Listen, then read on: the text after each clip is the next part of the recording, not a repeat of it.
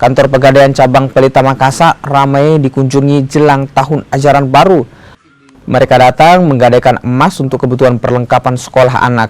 Kantor Pegadaian Makassar mencatat kenaikan transaksi gadai emas sejak akhir bulan Juni lalu.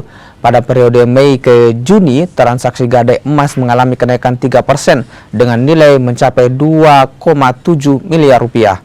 Sementara di minggu pertama Juli, kenaikan mencapai 1%. Masih didominasi gadai emas atau kendaraan? Gadai emas. Oh, masih tetap gadai emas di. Iya. Kalau kendaraan itu, kalau untuk kebutuhan rumah tangga yang masih tahun ajaran baru itu biasanya masih ke rumah tangga dan masih gadai emas. Kalau kendaraan biasanya lebih ke proyek. Gitu.